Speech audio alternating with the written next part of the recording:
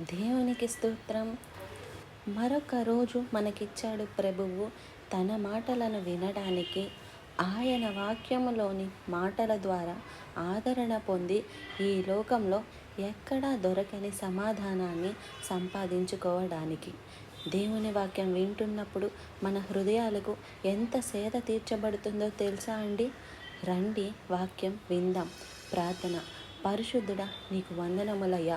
ఎవరు ఎక్కడ నుంచి కనెక్ట్ అవుతున్నారో, ఎవరు ఎక్కడ నుంచి వింటున్నారో వారి హృదయాలలో నీ కార్యాన్ని జరిపించమని క్రీస్తు నామంలో అడుగుచున్నాము తండ్రి. ఆమెన్. అవునండి, మరి మీరు ఎక్కడెక్కడి నుంచి వింటున్నారో మాకెలా తెలుస్తుంది? మీరు మీ పేరు, ఊరు ప్రతిరోజు కామెంట్ చేయడం మర్చిపోకండి. యెషయా గ్రంథంలో ఒక మాట ఉందండి. యెషయా గ్రంథం 66వ అధ్యాయం 13వ వచనం. ఒకని తల్లి వానిని ఆదరించున్నట్లు నేను మిమ్మును ఆదరించెదను. దేవుని ప్రేమను, దేవుని ఆదరణను ఉదాహరించడానికి ఒక తల్లిని తీసుకుంటున్నాడు. తల్లి అంటే అమ్మ అండి. మనం తెలుగులో మమ్మీ మమ్మీ అంటున్నారు, కానీ చాలామంది ఇంగ్లీష్ వాళ్ళలా మారిపోతున్నారు. అమ్మ అనే పిలుపులో ఉన్న ఆ తృప్తి, ఆ ఆనందం, ఆ ఆదరణ. మమ్మీ అంటే డమ్మీలాగా, మమ్మీస్ అంటే ఐగుప్తులో చనిపోయిన వారిని ఆ యొక్క సుగంధ ద్రవ్యాలతో మూసిపెట్టి అలా ఉంచేస్తారు డమ్మీగా. ఆ బొమ్మలు, వాళ్ళ రూపాలు అలాగే ఉంటాయి ఎన్ని సంవత్సరాలు పాడవకుండా. అది మనం మమ్మీకి ఎందుకు పెట్టాలి? మమ్మీ, అమ్మ అనే మాటతో అమ్మను పలకరించడం నేర్చుకోండి. మీరు ఎంత ఇంగ్లీష్లో మాట్లాడాలనుకున్నా, మీకు అంతగా కావాలంటే ఎవరి దగ్గర అయినా మా మమ్మీ అనే మాట చెప్పండి, కానీ మమ్మీ దగ్గరికి వెళ్ళి అమ్మ అనే మాటను మాత్రం మరవకండి.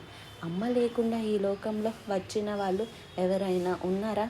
మీ అమ్మగారిని బట్టి మీరు ఎప్పుడైనా దేవునిని స్తుతించారా?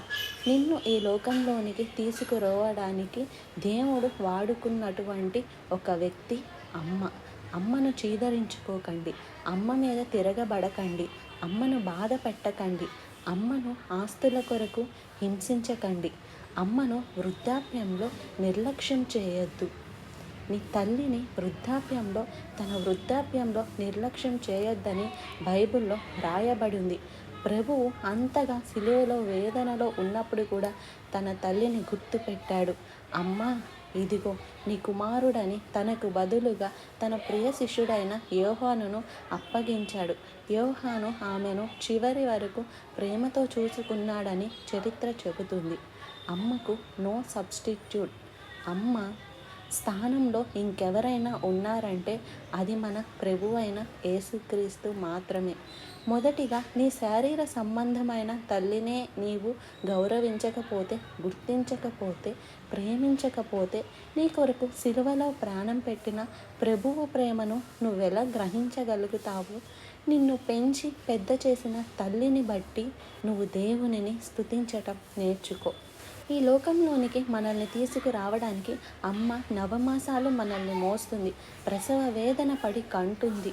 క్షణక్షణం మనల్ని పరామర్శిస్తూ, ప్రేమిస్తూ, ఆమె ప్రేమకు హద్దులు లేవండి.